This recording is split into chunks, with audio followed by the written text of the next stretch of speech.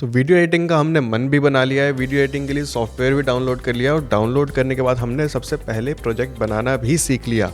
उसके बाद अब आप रेडी हैं अपनी फर्स्ट वीडियो एडिट करने के लिए। That's great.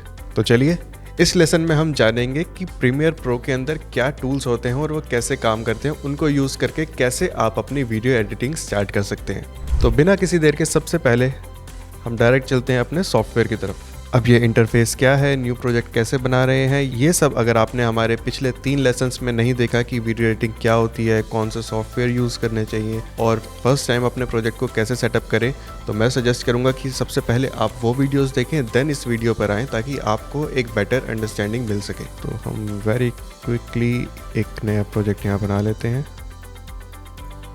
On the desktop as lesson 4। अब मैं एक बार फिर कहूँगा कि प्रोजेक्ट्स की और फोल्डर की नेमिंग बहुत ज़रूरी है। This will be our lesson 4।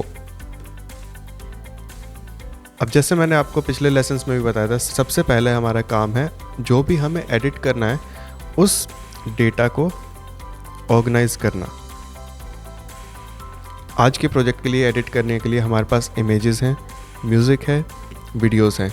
इन तीनों चीज़ों को एडिट करके हम एक फाइनल कंपाइलेशन कैसे बनाएंगे, यही सब हम आज इस लेसन में सीखेंगे। उसके लिए सबसे पहले तो आपके पास जो भी फुटेज है, मैं ये कहूँगा कि उसको ऑर्गेनाइज करके रखें, बिकॉज लेट्स अज्यूम कि ये इमेजेस, ये म्यूज़िक, ये वीडियोस अगर मैंने अलग अलग सॉर्ट ना करके सिर्फ एक ही जगह पर कॉपी कर रखी होती या फिर एक ही जगह पर ये सब एक ही फोल्डर के अंदर होते, तो शायद मुझे थोड़ी ज़्यादा प्रॉब्लम होती इसको अपने प्रोजेक्ट के अंदर यूज़ करने में। So let's start. सबसे पहले हम आएंगे अपने प्रोजेक्ट पैनल पर। जैसे बताया था, यही वो पैनल है कि जहाँ पे आपकी सारी की सारी फुटेज इंपोर्ट होंगी। अब there are 2 options to import footage. सबसे पहले आप इंपोर्ट मीडिया पर क्लिक करके अपने पाथ पर जहाँ भी आपके फुटेज सेव हैं आप उनको इंपोर्ट कर सकते हैं, just like this. Second option is, आपके पास जितनी फुटेज हैं आप उनको सेलेक्ट करके डायरेक्टली अपने प्रोजेक्ट पैनल के अंदर ड्रॉप कर सकते हैं। तो इस तरह से हमारा म्यूज़िक, हमारी इमेज, ये सब तो हमारे प्रोजेक्ट पैनल के अंदर इंपोर्ट हो गई। But there is also a third option. जैसे मैंने लास्ट लेसन में आपको बताया था कि बिन्स क्रिएट करना भी बहुत ज़रूरी है अपने प्रोजेक्ट सॉर्ट करने के लिए। तो लेट्स से हमने यहाँ पर एक बिन बनाया, अपनी फुटेज सेलेक्ट करी, इसको इस बिन के अंदर ड्रॉप कर लिया। So we have bin for images. Music हमारा एक सिंगल ही म्यूज़िक है तो हम इसको बाहर भी रख सकते हैं, इसके लिए एक सेपरेट बिन भी बना सकते हैं, वो और अच्छी चीज़ होगी। Now the third option to import is, जो हमारा फोल्डर है, if we pick the complete folder and drag it to our software, तो यू कैन सी कि हमें बिन अलग से बनाने की ज़रूरत नहीं है। जो हमारे विंडोज़ का बिन था, जो हमारा फोल्डर था, उसी को as a folder, as a bin Premiere Pro ने यहाँ पे क्रिएट कर लिया है। So now we have our images, we have our videos and we have our music in the project panel. इसके बाद एडिटिंग स्टार्ट करने के लिए आपको क्या चाहिए? एक सीक्वेंस, एक टाइमलाइन। आप वीडियोस देखते हैं मल्टीपल फॉर्मेट में, जैसे कि अभी आप ये यूट्यूब वीडियो देख रहे हैं, ये एक हॉरिजॉन्टल फॉर्मेट में है। आप रील्स देखते हैं जो आपके फ़ोन के डायमेंशन के अकॉर्डिंग वर्टिकल फॉर्मेट में होती हैं। तो इन्हीं सब फॉर्मेट्स को बनाने के लिए, इन्हीं सब डायमेंशंस को बनाने के लिए हमें बनाना होता है एक सीक्वेंस, जिसके लिए will go to file, new and then sequence. Sequence पे जैसे आप देख सकते हैं ऑलरेडी मैंने कुछ कस्टम सीक्वेंस बना रखे हैं, बट आपको मैं बिल्कुल बेसिक से सब कुछ बता रहा हूँ, तो हम इन सीक्वेंसेस को बनाना भी सीखेंगे। Let's go to sequence settings. अब यहाँ पर आपको ये ऑलरेडी बहुत सारे प्रीसेट देता है कि अगर आपको अपने कैमरे के अकॉर्डिंग उसको यूज़ करना है, अगर आपको पता है ये फाइल किस कैमरा से शूट हुई है, कितने फ्रेम रेट पे शूट हुई है और आपको आउटपुट कितने फ्रेम रेट का रखना है। टेक्निकल है, मैं जानता हूँ, इसके बारे में भी हम आगे डिस्कस ज़रूर करेंगे, बिकॉज एडिटिंग के साथ साथ अगर आपको थोड़ी प्रोडक्शन की नॉलेज भी हो तो आपके एडिट्स और बेटर हो सकते हैं। So understanding the frame rate of camera is also important, but not for now. अभी के लिए हम इतना ही समझ के चलते हैं कि स्टैंडर्ड हम 25 फ्रेम पर सेकंड लेकर चलते हैं। सो नाउ उसके जस्ट आपको नीचे मिल जाता है फ्रेम साइज़। अब जो यहाँ पर फ्रेम साइज़ एंटर्ड है, आपको डायमेंशन देखने को मिलेगी, ये वर्टिकल डायमेंशन का है, यानी 9:16 इसका रेशियो होता है। सो हम इसको चेंज करते हैं 1920 बाय 1080। सो 1920 जो है अब हमारे वीडियो की विड्थ है और 1080 जो है हमारे वीडियो की हाइट है। अब हमने अपने प्रोजेक्ट को, अपने सीक्वेंस को एक डायमेंशन दे दिए कि जो हमें वीडियो एडिट करनी है वो किस डायमेंशन में चाहिए, किस प्लेटफॉर्म के लिए हम बना रहे हैं, ये सोच के हम हमेशा अपने डायमेंशंस को सेट करते हैं। इसके बाद लेट्स क्लिक ऑन ओके। यहाँ पर आपकी टाइमलाइन के अंदर आपका सीक्वेंस ओपन हो चुका है। अब इससे पहले हम अपनी वीडियोस को, अपनी इमेज को, अपने म्यूज़िक को टाइमलाइन पर सेट करें, सबसे पहले हम जानेंगे कुछ टूल्स जो आपको हेल्प करते हैं आपकी कंप्लीट वीडियो एडिटिंग में। जो ये पैनल आपको दिख रहा है, ये आपका टूल्स पैनल है, जिसमें जब आप कोई भी टूल सेलेक्ट करेंगे वो हाईलाइट हो जाएगा जस्ट लाइक अदर सॉफ्टवेयर। सबसे पहले वी हैव सिलेक्शन टूल। अब सिलेक्शन टूल का क्या काम है, आपको कुछ भी पिक करना, आपकी टाइमलाइन के अंदर जितनी चीज़ें इंपोर्टेड हैं, जितनी चीज़ें आपने स्टैक कर रखी हैं, जितनी इमेजेस, जितने वीडियोस, अभी जस्ट मैं एक रफ रेफरेंस के लिए इसको इंपोर्ट कर रहा हूँ।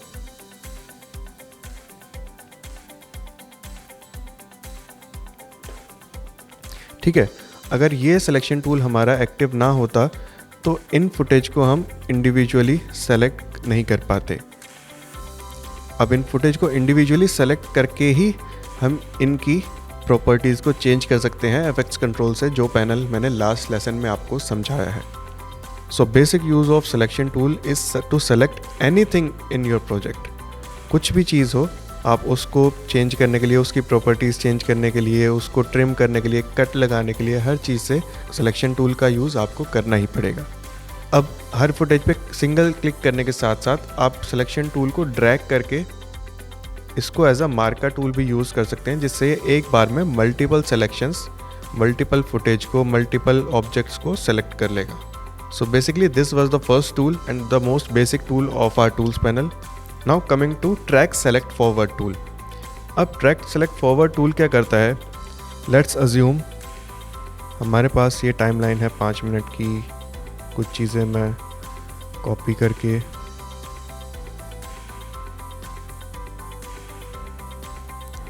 ठीक है, this is again for just for reference, मैंने एक टाइमलाइन बनाकर दिखाई है, बट टाइमलाइन मैंने कैसे बनाई अभी मैं आपको वो नहीं सिखा रहा, इसके ऊपर भी हम आएंगे। So as we can see, ये हमारी वीडियो, हमारी इमेजेस सब प्ले हो रही हैं। अब मुझे अपनी टाइमलाइन में इस पोजीशन से आगे की जितनी भी फुटेज हैं वो सब सेलेक्ट कर रही है। सो मेरे पास क्या ऑप्शन बचता है, मैं अपने सिलेक्शन टूल को ड्रैग करूं एंड देन वो सब सिलेक्शन बनाऊं। दिस कैन बी कन्फ्यूजिंग अगर आपके पास ओवर 100 लेयर्स स्टैक्ड हों या फिर आपके ओवर 500 कट्स आपने लगा रखे हों, तो उस टाइम पर ये थोड़ा मुश्किल हो जाएगा। So what you can do is just go to track select forward. इसके बाद आप जिस फुटेज पर भी क्लिक करेंगे उसके आगे टाइमलाइन में जो भी है सब कुछ सेलेक्ट हो जाएगा। So after that you can go to your selection tool and move it easily forward and backward in your timeline. अब लेट्स अज्यूम कि हमारे पास मल्टीपल लेयर्स ऑफ फुटेज हमारे प्रोजेक्ट के अंदर हैं एंड वी वांट कि हमें इससे आगे का तो सेलेक्ट करना है but specifically only some tracks. जैसे मैंने आपको बताया था, ये वीडियो ट्रैक्स होते हैं, ये ऑडियो ट्रैक्स होते हैं। वी वांट कि हमारा सिर्फ सेकंड ट्रैक, मान लीजिए सेकंड ट्रैक हमारा सेलेक्ट हो इसके आगे। सो हमने ट्रैक सेलेक्ट फॉरवर्ड टूल को एक्टिव किया। Now instead of clicking it directly, अगर हम शिफ्ट के साथ इसको प्रेस करते हैं, आप देखेंगे अभी 2 एरो हैं, शिफ्ट प्रेस करते ही यहाँ पर एक सिंगल एरो हो गया। सो शिफ्ट के साथ प्रेस करते ही ये सिर्फ एक सिंगल लेयर सेलेक्ट हुई है। Then again going back to selection tool, you can just move the single layer. This is the purpose of track select forward tool. इस लेसन में भी हम इस पैनल के सिर्फ बेसिक टूल्स कवर करने वाले हैं जो आपको इनिशियल डेज में एडिटिंग में हेल्प करेंगे। So let's come to the most important tool जो वीडियो एडिटिंग क्या है? Video editing is cutting and joining the footage. तो उसके लिए सबसे पहला स्टेप है कटिंग। फॉर दैट हमें मिलता है हमारा रेज़र टूल। आप देखेंगे ब्लेड का आइकन है, इट्स अ रेज़र टूल। इस टूल को सेलेक्ट करके आप अपनी टाइमलाइन में कहीं पर भी क्लिक करेंगे तो वो आपकी उस लेयर को, उस फुटेज, उस वीडियो, इमेज, म्यूज़िक, कुछ भी हो, उसको स्लाइस करता जाएगा, यानी कि उसको 2 पार्ट्स में डिवाइड करता जाएगा। Now as we can see कि ये हमारी कंप्लीट फुटेज थी, बट यहाँ पर हमने कट ऐड कर दिया, so we can shorten the clip. हम इसके बीच में कोई दूसरी क्लिप ऐड कर सकते हैं,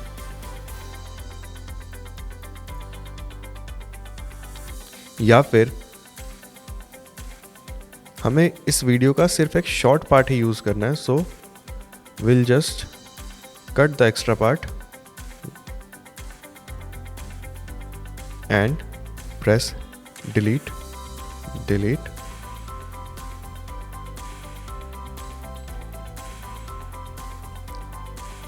तो जितना सिंपल काम इसका देखने में है उतना ही ज़्यादा इम्पॉर्टेंट टूल है ये आपकी एडिटिंग में। अच्छे से कट्स लगाना ही आपकी मूवी या किसी भी वीडियो को एक अच्छा फ्लो देता है, एक अच्छे स्टोरी लाइन में उसको लेकर चलता है। So our next basic important tool is the hand tool. Hand tool को आप अपने इनिशियल डेज में यूज़ कर सकते हैं, but as your skills grow, जैसे जैसे आप यूज टू होते जाएंगे प्रीमियर प्रो के, you won't feel the need to use this tool, because hand tool आपकी टाइमलाइन को सिर्फ नेविगेट करने में काम आता है, left and right. But for this अगर आप ऑल्ट या फिर मैक में ऑप्शन प्रेस करके अपने माउस व्हील को स्क्रॉल करेंगे तो आप टाइमलाइन में zoom in zoom out navigate कर सकते हैं। या फिर अगर आपको लेफ़्ट एंड राइट नेविगेट करना है, जस्ट लीव द ऑल्ट और ऑप्शन की और आप अपने माउस कर्सर से इसमें नेविगेट कर सकते हैं, लेफ़्ट और राइट। ठीक है, तो another most important tool is the type tool. अब टाइप टूल में आप किसी भी तरह का टेक्स्ट क्रिएट कर सकते हैं, किसी भी तरह का फॉन्ट क्रिएट कर सकते हैं। Let's fix out scale up. So this is the type tool. तो जैसे ही आपने देखा मैंने टाइप किया, यहाँ पर एक ऑटोमेटिकली एक टेक्स्ट की लेयर ऐड हो गई हमारे टाइमलाइन पर, जो हमारी एग्जिस्टिंग फुटेज उसके जस्ट नेक्स्ट ट्रैक में उसको ऐड कर दिया। So this was basically the tools panel and our timeline. अब जैसे मैंने सैम्पल के लिए इतनी सारी फुटेज अपनी टाइमलाइन में स्टैक कर दी हैं, उसी के साथ साथ मैंने एक म्यूज़िक भी ऐड किया था। सो टू प्ले और pause you can click the play button और just hit the space bar on your keyboard.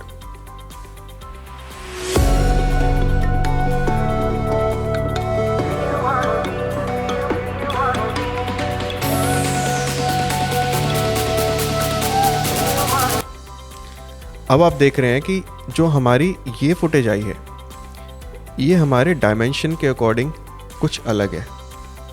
यहाँ पर रोल आता है हमारे एफेक्ट्स कंट्रोल का। हमें सबसे ऊपर ऑप्शन दिखते हैं मोशन का, जिसके अंदर आपको मिलता है पोजीशन एंड स्केल।